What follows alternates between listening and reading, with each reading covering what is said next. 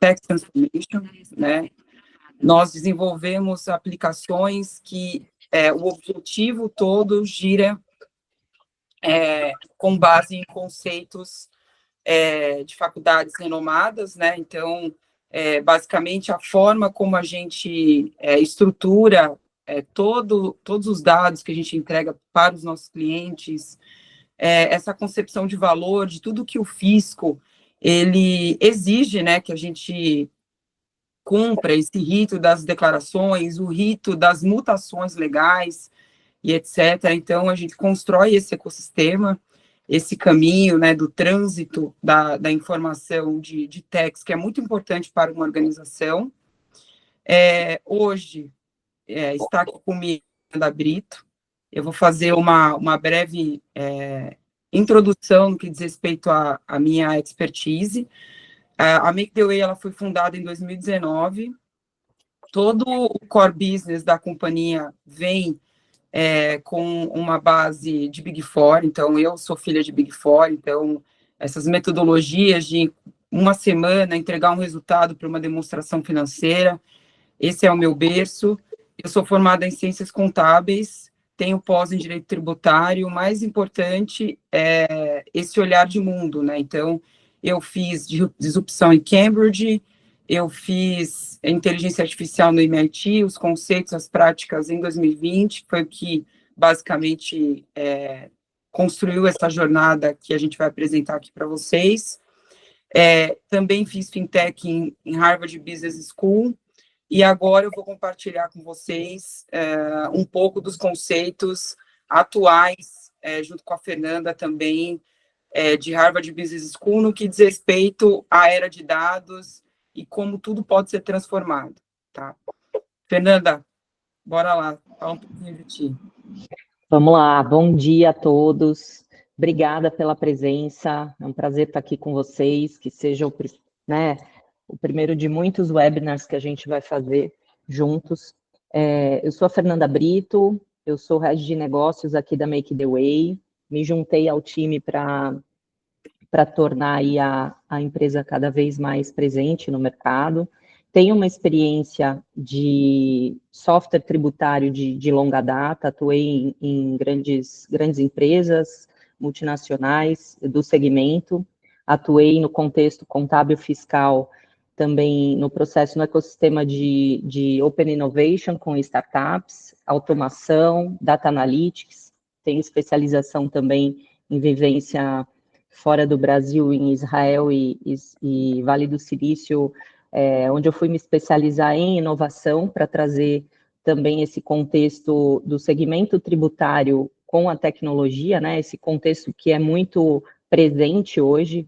O Brasil ele é um dos países mais modernos no que diz respeito à fiscalização, e a gente precisa acompanhar isso e principalmente trazer para as empresas o que tem de mais moderno para trazer essa roupagem tecnológica, tá? Então, vamos lá, vamos dar sequência. Eu vou ser mediadora aqui do nosso webinar. E, Mônica, qualquer tempo, por favor, me interrompa, porque eu estou enxergando a tela inteira, tá? Então, vamos lá. Vamos contar um pouco do nosso dia a dia aqui para o pessoal, né? Então, mais uma vez, sejam bem-vindos. Eu vou até passar por alguns pontos aqui da nossa jornada de hoje, informar que a sessão está sendo gravada, tá? Inclusive para a gente poder compartilhar com vocês depois.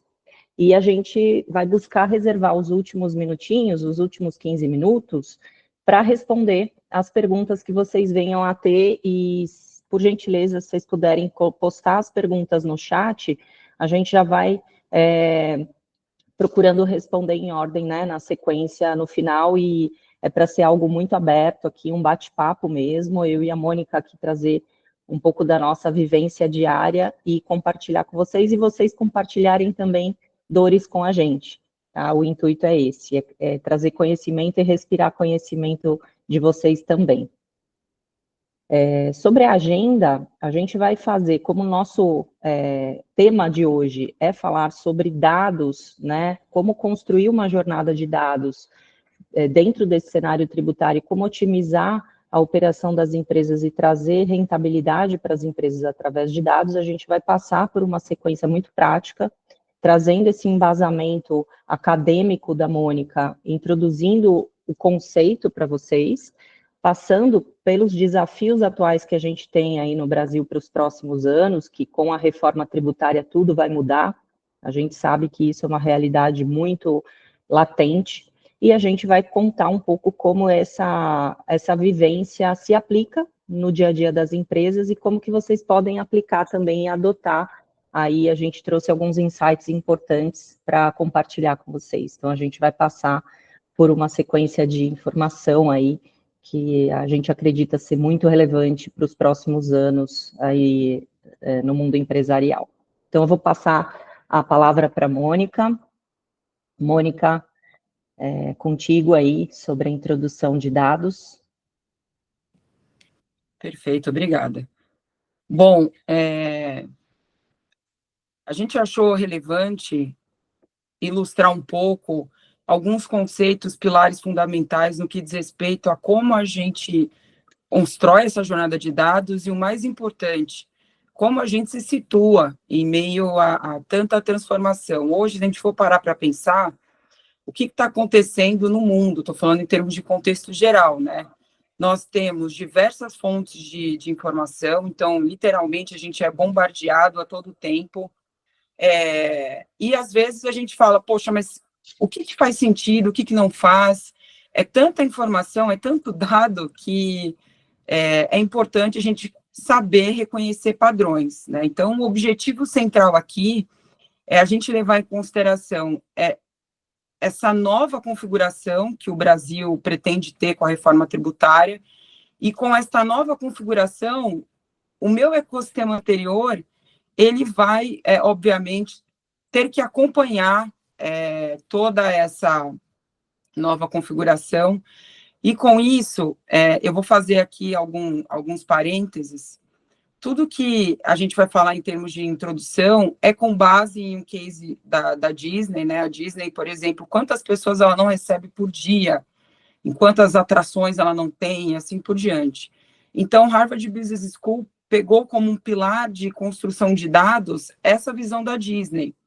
E o que acontece? Se a gente for parar para pensar, olhando para o nosso patamar, que é o tributário, a gente está falando, poxa, eu tenho que controlar o dado do meu fornecedor, eu tenho que controlar o dado que eu vou enviar para o meu cliente, da minha transportadora, do meu prestador de serviço, eu tenho que controlar até mesmo as minhas informações da minha cadeia produtiva, de tudo aquilo que faz parte do meu core business. E o que acontece?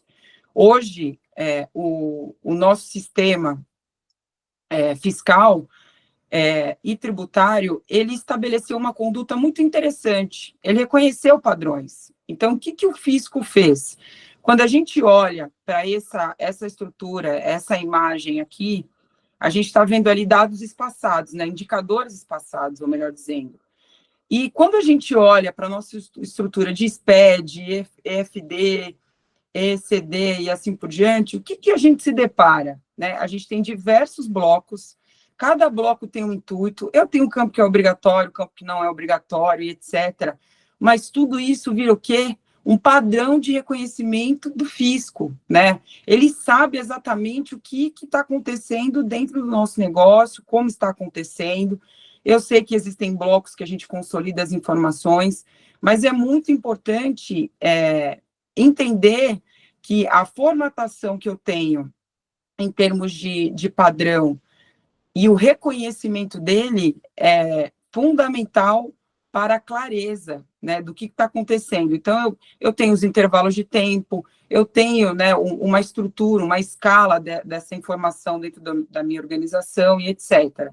Então, o reconhecimento de padrão é exatamente você consolidar essa informação e construir um pilar eficaz no que diz respeito a essa junção de dados que você recepciona, que você produz e que você compartilha com todos os meios aí que a gente tem de se comunicar com o fisco por meio das declarações, principalmente, tá certo?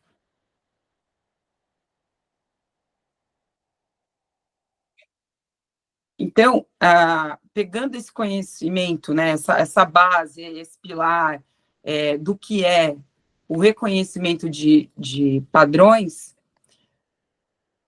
o histograma, ele é um nome, né, correto para o famoso gráfico de barras. Então, quando a gente pensa nessa estrutura, né, o que ela pretende compartilhar em termos de conhecimento e também de conscientização de dados, né? A gente pega uma grande massa de dados e o primeiro objetivo central é a gente resumir isso em pilares e conjuntos interessantes dentro de uma fotografia da organização.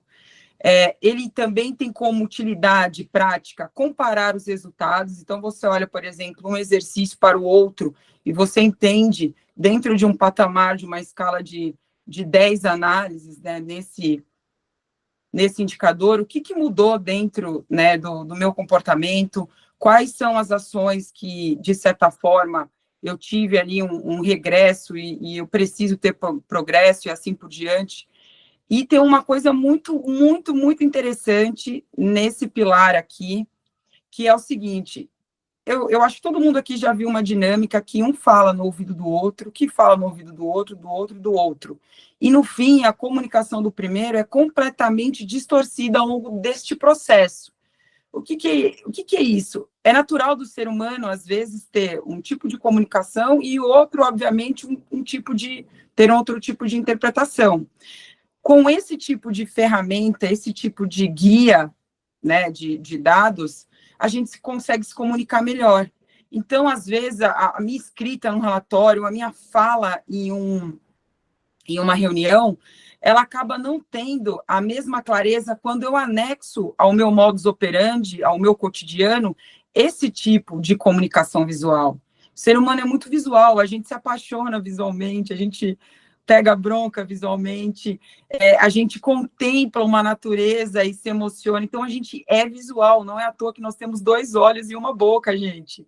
Então, essa grandeza dos dados, ela é muito fantástica, e você começa, né, a levar aquilo que tem que ser levado adiante, no que diz respeito à qualidade da informação de techs, de uma forma muito eficiente, muito branda, e esse ponto final desses 3 bullet points que eu estou passando sobre, né, esse conhecimento para que serve o histograma, ao meu ver, o comunicar as informações graficamente e levar essa clareza com essa similaridade, né, entre a fala e o visual é extremamente importante, eficiente e faz com que a gente caminhe uma toada muito, muito significativa. E aí, para concluir essa intro, tem um famoso protagonista que se chama Outliers. Aqui, por exemplo, a gente tem, né, novamente, a figura do gráfico em barras, que é o histograma, e nessa figura, o que está acontecendo? A gente está vendo uma massa de dados ali escalada, né, dentro da sua relatividade e obviamente, do conjunto de dados que eu estou cruzando, né, para obter um resultado, e a gente tem um indivíduo ali no pilar 19 isolado. Outliers é aquele dado que hoje ele não é relevante, ele não é material, mas se a gente for pensar a longo prazo, pensar em planejamento estratégico, etc., ele pode sim virar uma espécie de valor dentro do ecossistema do nosso core business. Então, às vezes, vou pegar o nosso universo tributário. Eu desejo ter uma operação lá na Zona Franca de Manaus. Os motivos são óbvios, né? A gente tem diversos incentivos, etc. Hoje, na forma de tributação que a gente tem, né, independente do que vai acontecer no futuro com a reforma. Então, hoje, eu não tenho dados o suficientes para embasar e defender esse projeto. Então, o que eu posso fazer para impulsionar esse outlier, esse dado ali, que hoje é irrisório e material, mas ele pode trabalhar uma atração dentro do meu planejamento estratégico. Então, esse insight do outlier, ele é valioso porque ele parte do pressuposto a gente estudar aquilo que hoje não é material, mas amanhã pode ser uma grande sacada dentro do meu negócio, tá? Então, em termos de intro, a ideia era trazer esse conceito geral, macro e amigável, né, no que diz respeito à estrutura de dados. Todos esses 3 slides, eles são fonte da Harvard Business School. A origem é essa Jen Hammond. Ela é uma mulher assim entusiasta dos dados, foi ela que fez esse case na Disney. E com isso eu encerro a intro e passo a fala para a Fernanda. Obrigada. Obrigada, Mônica. Acho que é super importante a gente dar mesmo esse embasamento, né, do porquê que a gente reforça tanto essa nova, posso até falar como nova geração, né, da forma de consumir dados e gerar informações para as companhias, né. A gente vem aí desde 2006 numa jornada com o fisco, desde da implantação do SPED, nota fiscal eletrônica, né, a gente teve aquele boom de transformação, e agora a transformação ela é muito mais radical, porque a gente tem um conjunto uma diversidade de novas problemáticas e desafios para a gente conseguir superar. E a fórmula para isso que a gente enxerga é sempre olhando para os dados e cada vez conseguindo unir informações além daquelas informações também do tributário. Então, não é à toa que esses conceitos de business intelligence, né, que é gestão do dado e essa parte visual, está tão forte e é o futuro, né? É o futuro, inclusive, da massa de trabalho, que a gente vai falar muito sobre isso, né? Então, passando por esses desafios, a gente tem um propósito muito grande de superar esses desafios através dos dados, e quais são eles, né?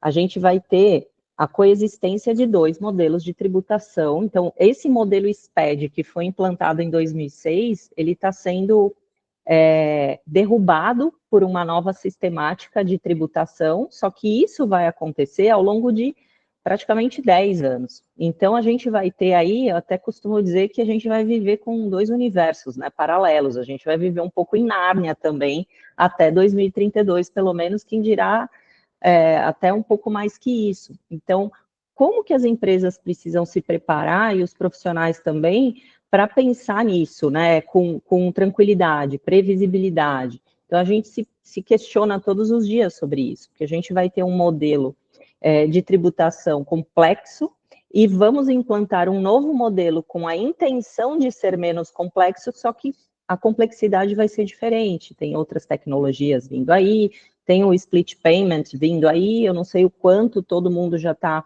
acompanhando, que não é algo muito definido ainda, né? Falta muita coisa para se definir, mas já é uma realidade a discussão sobre o novo portal do governo, né, que vem por aí em 2026, que o governo aí promete ter um portal de escrita e fiscalização em tempo real. Então, todo aquele modelo SPED vai ser posto à prova para real time mesmo, né? Então, se os dados não estiverem consistidos, a empresa corre um sério risco de ter uma fiscalização muito mais antecipada e urgente, e principalmente o fluxo de caixa vai ser impactado, porque o que é o split payment, né? Nada mais é do que a fiscalização em tempo real. O banco vai operacionalizar aquela operação comercial e já vai receber a fatia para o governo,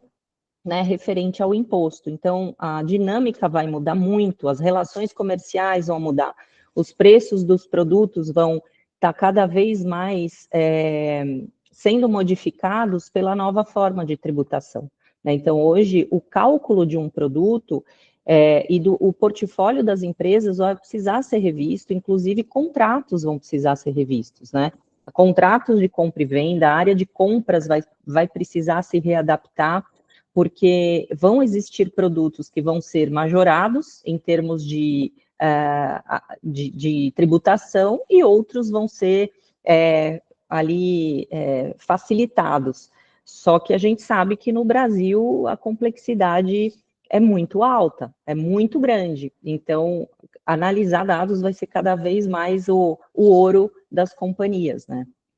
Então, passando por mais alguns desafios, a gente tem aí, como eu já disse, as relações comerciais cada vez mais expostas, porque o governo ele está buscando cada vez mais trazer essa transparência e essa fiscalização em tempo real, e principalmente a tributação sobre as transações comerciais, né, e o pagamento dessas transações comerciais. A tributação vai estar incidindo dentro da operação financeira, né, e não somente na operação fiscal, que hoje a gente aguarda ali um mês ou trimestre para fazer as apurações. E daqui para frente, a gente vai precisar ter muita consciência do que é, de fato, inclusive um fato gerador de imposto, né? Porque uma transação comercial, ela vai ser reconhecida no ato, no momento ali, pelo governo.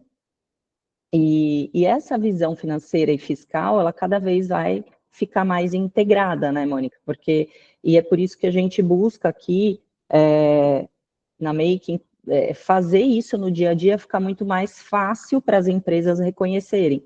Hoje, cruzar contábil, financeiro, fiscal é um desafio, assim, para as companhias absurdo, né? E é um desafio que a gente vive também todos os dias. E daqui para 2033, o desafio vai só aumentar. E aí vem o quê? A necessidade de mão de obra qualificada e com um modelo mental diferente, né? Quando a gente coloca que a mão de obra vai ser impactada por mudanças legais e tecnológicas, a gente está falando de um arcabouço de mudanças, inclusive de soft skills, né? De comportamentos. O profissional ele vai precisar ter um comportamento, inclusive, de reconhecer nele qual é a sua principal habilidade dentro desse contexto novo e tecnológico, né?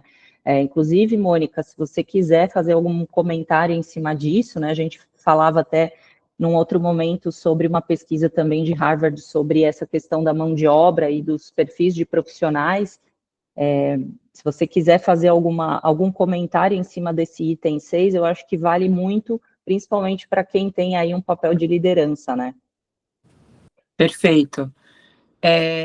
No ano passado, Harvard estruturou um instituto que tem como objetivo uma releitura do que será a formatação das atribuições do futuro, né? Então, por mais que hoje a gente escute IA para lá, IA para cá, ela existe desde a Segunda Guerra Mundial, na verdade. Então, ela sempre esteve presente, só que hoje a gente vive uma utilização em massa, né, dela. Então, nesse instituto, o objetivo central é descobrir quais são, né, as atribuições que tendem a ser extintas e também como vai funcionar a dinâmica de trabalho, né? Qual vai ser a jornada ideal, quais são as tecnologias que tendem a acompanhar a jornada de determinado profissional e, acima de tudo, o nível, né, de adaptabilidade das pessoas, né? Porque a gente sabe que o ser humano também tem um clássico aí, que é o mito da caverna, para quem conhece a história. O mito da caverna nada mais é do que aquele receio que a gente tem, 99,9% das pessoas têm receio sim à mudança, né? E parte dessas pessoas ela acaba não sentindo ali, se sentindo parte desse novo contexto, etc. Então, é natural a gente ficar perdido e com receio, etc. e tal. Então, esse instituto tem como objetivo amenizar esse processo de transição por causa das novas tecnologias e, acima de tudo, trazer essa clareza absoluta do protagonismo do humano em determinadas atribuições que a máquina não consegue, obviamente, exercer. Então, eu acho que é muito fantástico estar a par disso, porque realmente é o futuro. Exatamente. E esse medo que o ser humano tem, né, e nós todos estamos passando por uma adaptação, né? e parte essa insegurança do que vem por aí em termos de tecnologia, substituição de mão de obra, mas o que a gente tem visto é que cada vez mais o profissional que tiver habilidades comportamentais de adaptação e principalmente habilidades técnicas de reconhecer a tecnologia como aliado, são aqueles profissionais que vão fazer realmente a diferença e vão perpetuar no mercado de trabalho, inclusive porque as empresas vão precisar muito desse capital humano, né? É o looping humano que a gente fala, né? Então, trazendo isso para um cenário aí de perspectiva de próximos anos, a gente também busca estudar como que a gente, enquanto uma empresa de tecnologia, uma empresa que gera negócios e está muito próximo com os clientes, consegue se adaptar nesse momento de tanta incerteza também, né? Então, se a gente for olhar para essa linha do tempo aqui, a gente tem, então, 2024 foi essa, vamos dizer, o reconhecimento do terreno, né? Veio aí o projeto de lei da PLP 68, 108, que estabeleceu algumas novas, as novas características aí da tributação para os próximos anos. A gente vem se adaptando, reconhecendo, grupos de trabalho sendo formados, né? E a gente tem realmente uma consciência agora de que a gente vai ter que mudar o nosso modelo mental enquanto profissionais de techs para reconhecer que o fato gerador de um imposto, o conceito mudou a partir da PLP 68, né? Então, aquele profissional de techs que estava muito orientado somente a manual e layout de SPED, a normativas de nota técnica, agora ele vai ter que se voltar também para orientar o time e também se reconhecer ali numa nova forma de reconhecer fatos geradores de impostos, né? O que é realmente o que eles chamam ali na PLP de oneroso e não oneroso, né? Então, hoje, o que é um CFOP, que a gente reconhece facilmente as operações, nós, profissionais de techs, temos de cabeça aí a malha de CFOP, daqui a pouco a gente vai ter que começar a reconhecer operações onerosas para efeito de tributação em cima de uma transação financeira. Então, olha a mudança de modelo mental que a gente vai precisar passar e se qualificar cada vez mais, né? Porque agora em 2025 a gente vai ter os testes no ambiente de homologação da nota técnica da nota fiscal eletrônica, que o governo já vai começar inserindo as novas tags de novos tributos de IBS e CBS, ou seja, oportunidade aí para as empresas começarem a se adaptar, adaptação tecnológica, adaptação dos times e, claro, né, começar a entender a precificação desses produtos com base nas novas alíquotas, né, que realmente 2026 vai ser realidade. É claro que a gente sabe que o Brasil é essa incerteza, essa loucura, mas o que se promete é que em 2026 a gente já vai ter isso em produção, ou seja, a nota fiscal eletrônica, inclusive a nota fiscal de serviço eletrônica, pode ser que venha junto aí, para fazer cumprir esse portal do split payment.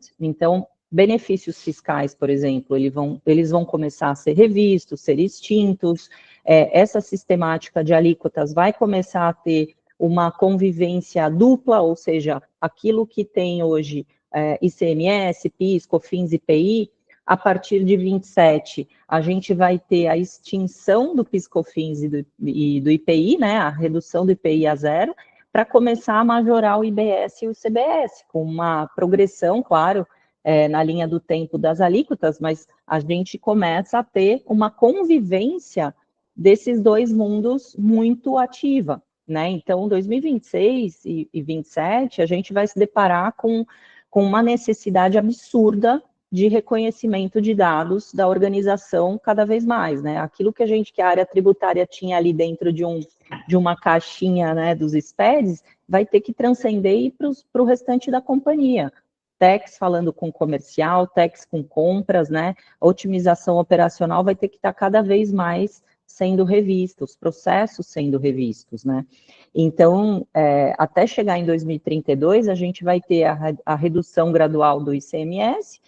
O ISS, a gente ainda vai ter tem muita incerteza, porque os municípios, aí são mais de 5.500 municípios no Brasil, e a Confederação Nacional de Municípios ainda está discutindo como vai ser essa transição das alíquotas para o IBS, né, porque cada agora com a Receita recebendo todo o bolo inteiro e dividindo as fatias do bolo para os municípios, né, a discussão vai começar, e a gente vai ter aí uma gestão nova também de contencioso em cima dos processos fiscais, pedido de compensação. Então, toda essa atenção vai precisar ser voltada para a gestão tributária e principalmente olhando para essas informações. Então, voltando aos dados, como é importante a gente saber conviver com eles e saber tirar o melhor deles, né? Quais são as melhores perguntas para se fazer com os dados? E aí, Mônica, esse novo bloco aqui que a gente vai puxar, que são os pilares de concentração da área tributária, que a gente enxerga como que são os pontos que viram ponteiros, né, dentro das organizações. Queria também passar para você, para a gente começar a falar na prática, né, como que é o nosso dia a dia, como que a gente pensa, como que é o modelo mental do nosso trabalho, em cima disso tudo que a gente está falando. Não sei se você quer complementar alguma coisa sobre a linha do tempo, e eu vou passar para você para a gente começar a ir para a prática agora. Fantástico. Não, a linha do tempo foi perfeita.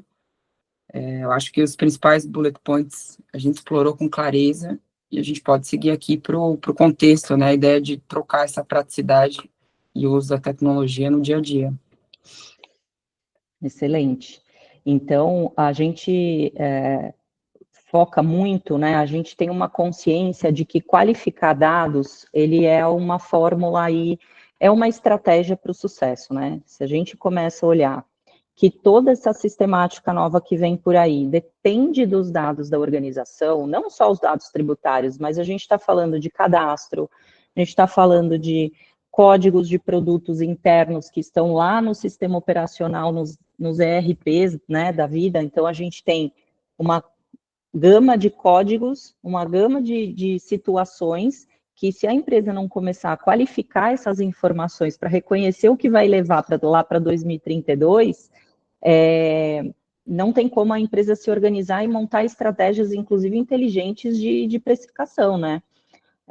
E aí, quando a gente fala de qualificar dados, a gente tem que selecionar também no time os profissionais que sejam capazes de fazer essa qualificação e reconhecer os dados dentro dos sistemas, né? E a aplicabilidade disso dentro do dia a dia vai ser também, esse profissional vai ter que olhar para um outlier, vai ter que começar a olhar para uma visualização mais gráfica, porque senão fica maluco com a quantidade de códigos que a gente tem, né? Só na TIP a gente tem infinitos ali possibilidades de combinações, né, de produtos, e olhando para dentro de casa, às vezes a companhia tem quantos códigos e NCMs que às vezes para um mesmo produto tem mais de 100 NCMs diferentes, né, Mônica? Então, imagina como qualificar isso manualmente, não tem como, a gente tem que lançar mão de tecnologias e principalmente desse modelo mental de análise de dados, né?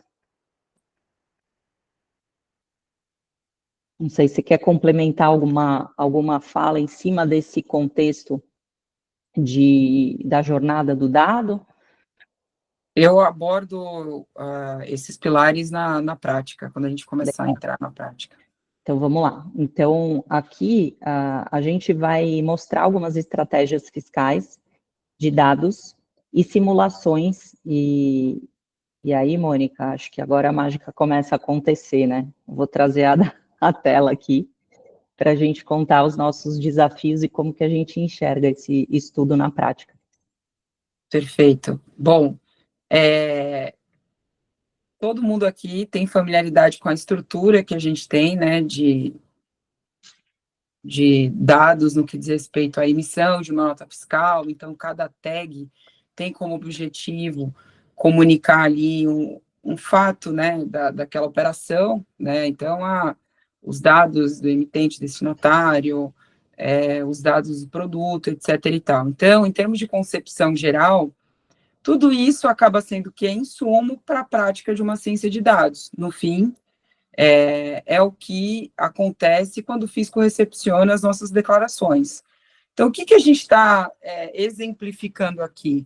Na prática, hoje, com o progresso, né, e o nível de acuracidade dos algoritmos, né, que é esse nível de segurança, ele acaba subsidiando um modelo de trabalho em que a gente pode construir um analista de text digital em cloud para, em tempo real, seria a mesma concepção ali, mais ou menos, do que a reforma tributária vislumbra com o split payment, que é essa ideia de trabalhar a validação do seu dado em tempo real. Então, o que acontece nessa configuração? Então, no mesmo modus operandi, no que diz respeito a como o fisco nos vê, é muito importante a gente se ver também com muita clareza. E quando eu falo assim no singular, a gente se vê, eu estou falando desse conceito, né, esse nível de consciência profundo que a organização precisa ter, referente à qualidade de cada documento fiscal que ela recebe ou que ela emite, e de qualquer operação que ela vai reconhecer contabilmente. Então, a gente vai chegar num nível em que a gente vai viver literalmente como se a gente tivesse ali aquela persona do fiscal 24/7 dentro da nossa operação, e a tendência é isso ficar cada vez mais aprimorado. Recentemente, a Receita Federal ela também se manifestou no que diz respeito ao uso da IA para esse nível de acuracidade, né, das operações que não tem efeito tributário, ou seja, que o contribuinte não está oferecendo para a tributação. Então, o próprio fisco já está utilizando esse tipo de tecnologia e, obviamente, faz sentido a gente usar. Então, aqui em linhas gerais, o que está acontecendo? A gente tem um dado fiscal, ali em cima você tem a ideia de replicar uma tag inteligente, então a tag é que essa operação não está conforme dentro da tua organização e existe uma justificativa para isso. A justificativa, ela vai estar estruturada na mesma concepção de tags, né? Então, você tem ali a segregação do que traz esse princípio de não conformidade, que essa leitura, essa probabilidade de você vincular, por exemplo, na linha número 2 do código de erro, código número 6, que a gente está trazendo para vocês, vincular a operação com o rito daquilo que está escrito. Então, o que acontece? Lembra lá no começo, quando a gente explorou que tudo é dado? Então, a gente está no supermercado, vai ali, estou preocupado com o meu peso, vou olhar ali o que está compondo esse alimento que eu estou comprando, gente, é dado. Eu vou conversar com alguém sobre um fato e aquilo é dado. Tudo que nos representa é dado, é informação. Então, aqui, o que acontece? Quando a gente abre qualquer tipo de legislação municipal, estadual, federal, protocolo, convênio, o que quer que seja, aquela letra, aquela relação, ela tem uma contrapartida que é o dado, e é o que a fiscalização usa para agir. Então, o que está acontecendo aqui? É justamente essa entrega de concepção de valor entre o que está escrito e o que eu tenho de dados na prática. Então, quando a gente pensa no NCM e os seus desdobramentos, desculpa, né? A gente vai ficar aqui o dia inteiro de hoje, vai fazer um madrugadão, amanhã também, tomando café e discutindo, porque existem tantas probabilidades. Então, aqui a gente está trazendo essa concepção de você treinar a máquina para ela compreender aquele trecho legal e ela subsidiar essa esteira de conhecimento para te trazer um nível, né, de compreensão da operação para a gente resolver as coisas antes da escrituração. É aí que está o segredo. Então, aqui, a máquina, ela está agindo nesse momento em que a gente ainda não teve nenhum efeito comprometedor em efetivamente apurar um imposto ou enviar a declaração. Então, a gente tem que fazer o quê? É a ideia de estar em tempo real, da mesma forma que o fisco já faz. E vai, né, obviamente, ter um progresso infinitamente maior ao longo do tempo. Então, essa ideia dessa qualificação nada mais é do que esse tripé entre a pessoa que vai receber esse dado, o processo que instaurou esse dado. Qual que é o processo aqui? O documento foi emitido, ele foi feito o cross-check com o transcribe da legislação e foi gerado um denominador. E, por fim, o melhor uso da tecnologia, que é essa junção das duas etapas anteriores. Pode seguir. Então, tudo isso vira o quê? Primeira coisa, a gente ganha tempo. O quanto vale a gente ganhar tempo? Quantas vezes eu não virei à noite tentando concluir um reporte para auditoria na época de Big Four, e tentando, obviamente, conseguir o estado da arte e o boom de informações do fisco e assim por diante. Então, aqui, o que acontece? Aqui a máquina está te dizendo, se fosse um ser humano fazendo todo esse processo que a gente falou anteriormente, qual que é o tempo médio que, obviamente, está empregado nessa jornada? Qual que é o tempo médio? Então, aqui, você consegue também entender quanto tempo você está economizando no seu dia a dia. E quando a gente pensa em tempo economizado, a gente está falando de qualidade de vida, isso é fundamental. A gente ter profissionais, para quem aqui é gestor, etc., com mais leveza no processo, com mais clareza dos seus passos, né? A gente, cada vez mais, no Brasil e no mundo, esse é um dado também do MIT, a gente está tendo menos profissionais com interesse em matemática, em análise crítica, em legislação, quando diz respeito a cruzar, né, os dois pilares, né, porque a gente tem todo esse efeito. Então, quando a gente pensa nisso, nessa jornada, a gente também está pensando em, sabe, trazer uma certa jornada mais amigável no cotidiano, né, das pessoas que suportam o processo. Então, é muito importante ter essa clareza. E tem outra coisa muito interessante aqui em termos de dados, que é a ideia de você começar a transformar tudo que você faz em termos de techs em governança. Então, esse pilar de governança, de como eu vou me comunicar com as outras áreas, é o que está ali ilustrado em azul, verde, amarelo e vermelho, né? Então, você começa literalmente a construir um tráfego de dados muito mais dinâmico e muito mais divertido, né? Com esse tipo de tecnologia.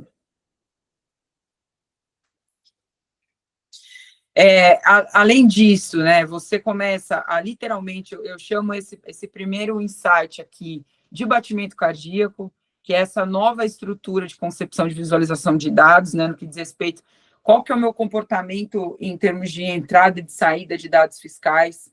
Então, aqui você consegue até mesmo trabalhar a previsibilidade das suas operações, né, com o uso de IA. E também é muito fantástico a gente pensar nessa segregação das nossas operações, que é o painel ao lado, e essa dimensão de onde eu tenho que agir rápido por causa da relevância e também do prognóstico que foi identificado nas etapas anteriores.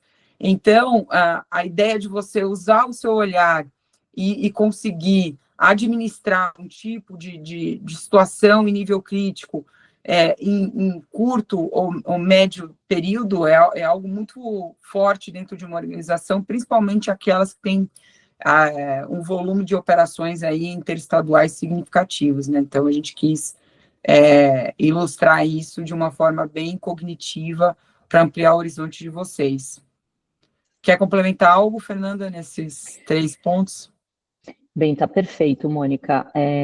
Isso ilustra muito na prática como que a gente enxerga um dado que o que a gente está colocando aqui é a síntese de uma massa de dados complexa, muito grande, é uma mistura de não só de SPEDs e notas, mas toda a transação operacional da empresa, inclusive os contratos da empresa que podem incorrer em alguma discrepância, né, da compra e venda em relação à operação fiscal, e a gente conseguir sintetizar. Então, isso aqui realmente é o futuro, né, é a realidade, mas também é o que vai sustentar esse futuro com a reforma, né, e se a gente for falar de simulação, aí eu passo para o próximo slide, e aí gostaria que você trouxesse também essa visão em cima do que a gente entende que seria uma análise amostral para simular cenários, né?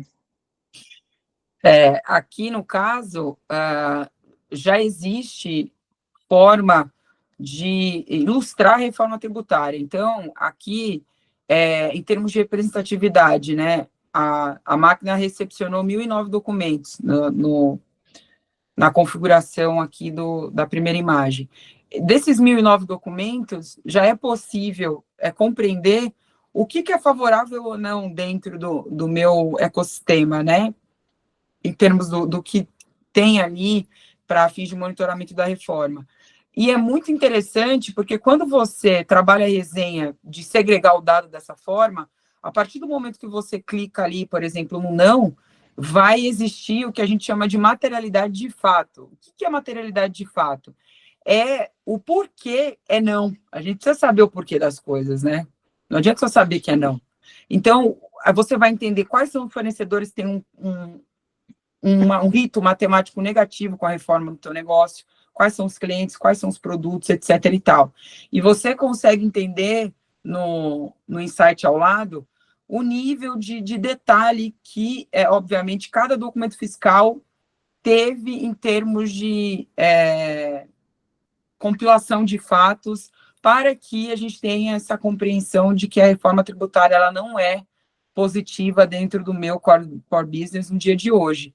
E o mais importante, obviamente, é acompanhar isso ao longo do processo e monitorar as novas movimentações que a gente tem que processar e administrar no futuro.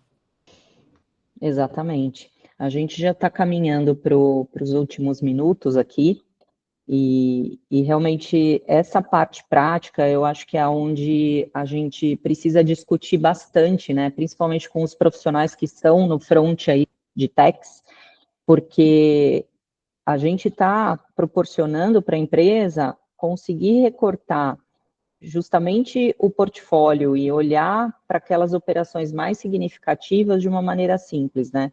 E só que de simples, a gente sabe que não tem nada para chegar até aqui, né? Então, o que a gente vem provocando são algumas reflexões, né? De como que a gente se prepara de fato e se a gente realmente compreende esses indicadores da reforma, né? Então, eu queria, até agora, a gente caminha para 10h52, então até umas 11h10, a gente vai abrir para perguntas, tá? E gostaria de saber se tem alguém que queira deixar alguma pergunta aqui, se tem alguma pergunta no chat, mas essas reflexões acho que são super importantes para a gente deixar mesmo para os profissionais de techs se pararem, né, com o dia a dia deles. Então, eu queria abrir, eu não sei se você tem alguma consideração em cima dessas reflexões, Mônica. O objetivo desse último slide é a gente criar realmente uma espécie de troca, debate, e filosofar um pouco sobre os próximos anos, né? Então, hoje a gente tem uma compreensão, eu diria, porque eu amo matemática, então vou falar assim, de 100%, a compreensão, né, do indicador do futuro da reforma tributária, etc., não chega a 10%, ao meu ver, porque o que acontece? A gente teve um movimento significativo agora do agro, né, indagando o modelo, né, atual, e obviamente, tudo que vai,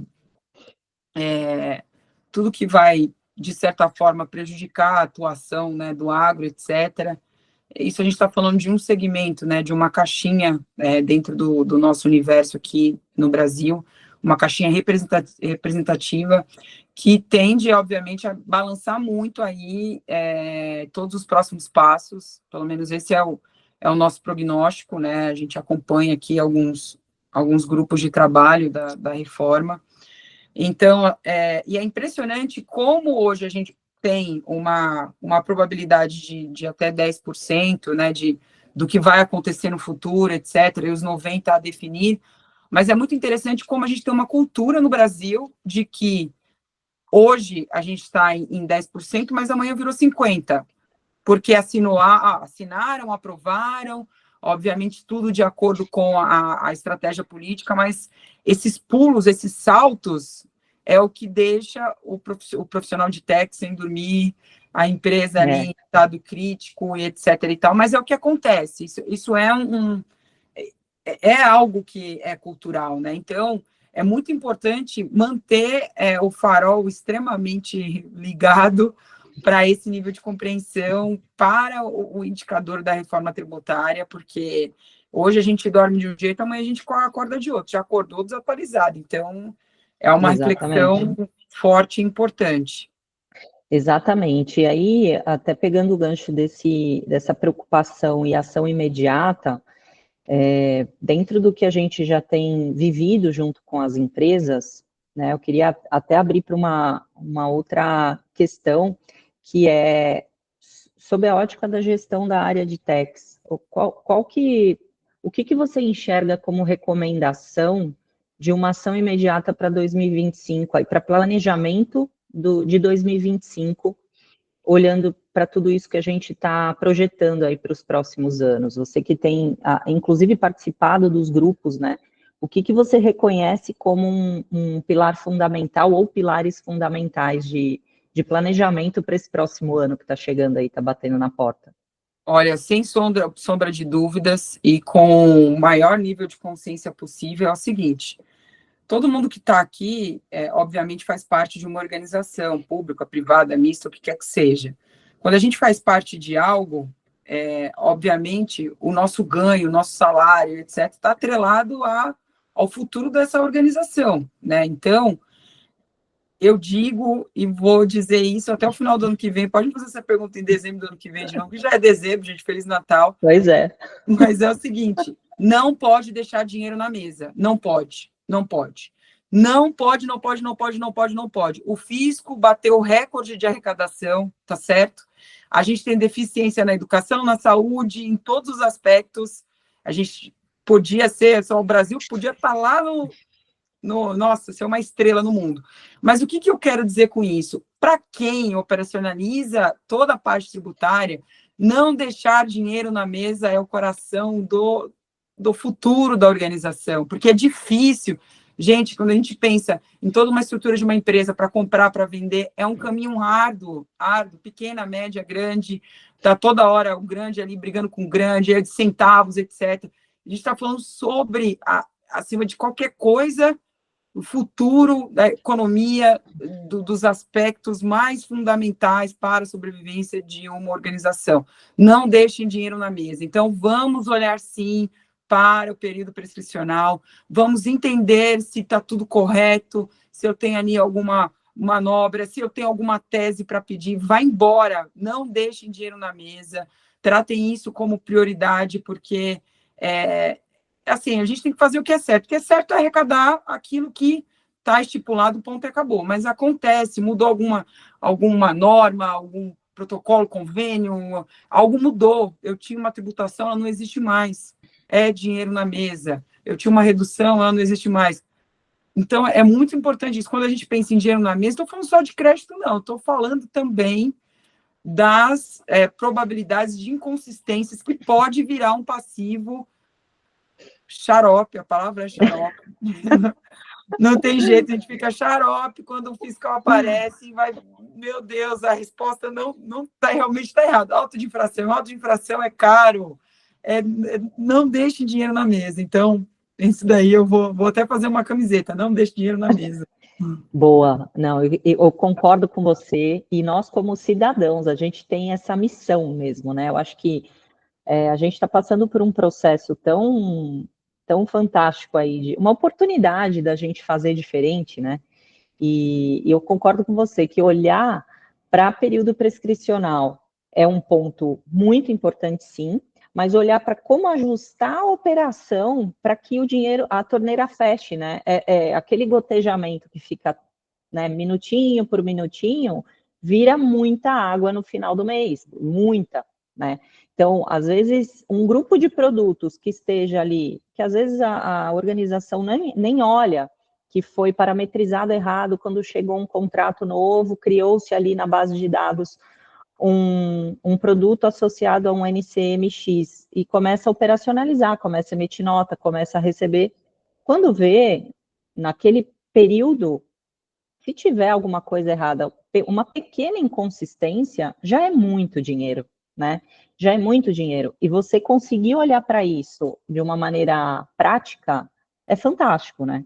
porque além de otimizar, você leva para a organização um saving que você pode estar, inclusive, salvando o negócio, não só aquele fluxo de caixa do momento. Você pode estar falando, olha, salvei o portfólio aqui da empresa, né? Quando que a gente, pelo menos eu trabalho com a área de techs há mais de 20 anos, e não se falava, quando eu comecei a minha carreira, de que a área de techs era uma área de negócio, né? Não se falava isso, era uma área de custo, era uma área complexa, que era uma sopa de letras, ainda é, mas não se falava do protagonismo que a gente hoje vê na organização. Então, eu defendo, sim, que os profissionais de techs levantem a bandeira de que nós somos saving para a organização, e que nós por favor. temos e que nós temos, né, a condição, a gente tem a chave, muitas das chaves para abrir portas de oportunidade, né? Então, para 2025 também estou contigo, vamos olhar para o que tem de dinheiro na mesa, porque esse dinheiro que tem na mesa hoje pode salvar os projetos de transformação futuros que vai durar até 2000 Exatamente. É aquilo, né? Eu olho para o meu passado e readequo a situação e gero essa conexão com o futuro, né? Você acaba gerando essa probabilidade de você defender um projeto, defender uma tecnologia e aprimorar, obviamente, tudo aquilo que você almeja em termos de execução e todas as características que envolvem o cotidiano aí do profissional de techs, dos heads, Sim.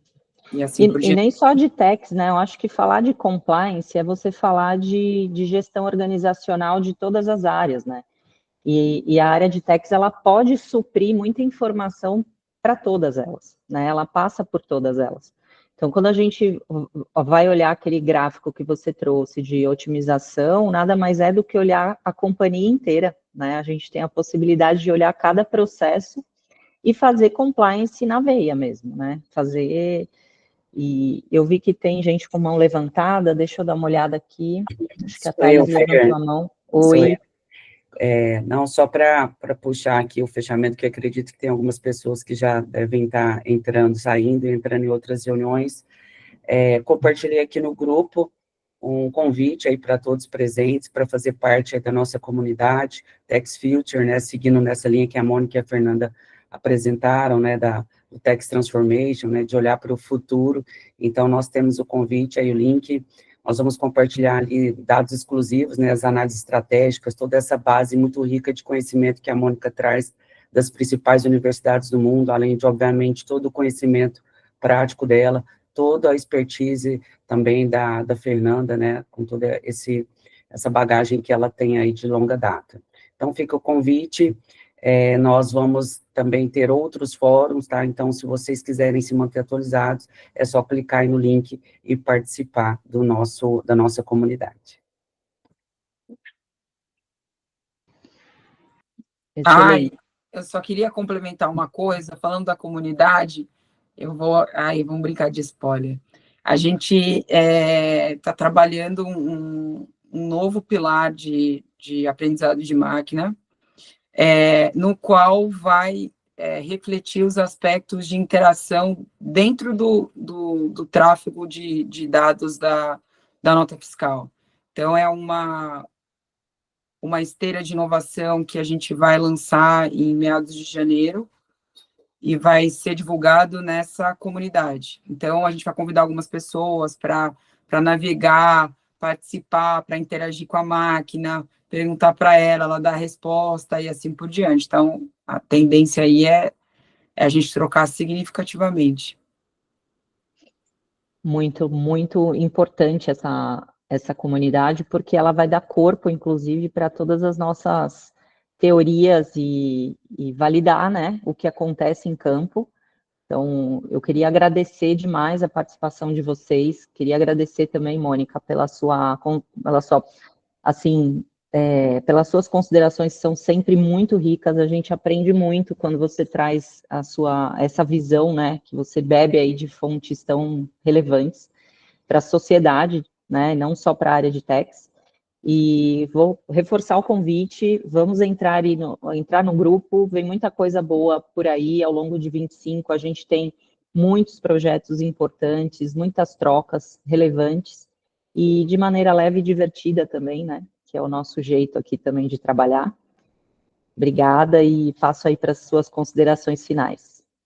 Bom, eu que agradeço a oportunidade de compartilhar, de dividir a minha fala com uma pessoa tão dinâmica quanto você, e clara e objetiva, a gente até combina muito nisso. É muito legal trabalhar com quem a gente combina da MET. Com certeza. E eu quero agradecer, eu acho que o principal objetivo aqui é realmente trocar, apoiar, auxiliar e estar disponível nessa jornada. E qualquer coisa, entre em contato com a gente. Quero fazer uma navegação assistida, eu quero participar de um projeto, conhecer mais. A vida é feita disso, né? De troca, de esse lado, né? A gente tem que despertar cada vez mais nosso lado solidário, cada vez mais despertar a gentileza entre a gente e demais aspectos, porque no fim é a gente que faz o nosso país e não tem jeito, então bora lá, bora ampliar a nossa consciência e transformar o Brasil num país melhor. Não sou política, tá, gente? Pelo amor de Deus, estou correndo disso. Eu sou consciente. Mas eu acho legal a gente está falando de imposto rege tudo, né? Então, é bonito a gente lembrar disso todo dia. Lembrar que quem faz o país é o povo. Não é o povo, é o povo. A piadinha do vovô lá do Brasil, botei. Sensacional, estou contigo. Obrigada. E vamos juntas sempre, vamos juntos nessa. Obrigada a todos. E Obrigada, até a próxima, abraço. se Deus quiser. Até a próxima. Fiquem bem. Abraço, fiquem bem, abraço a todos.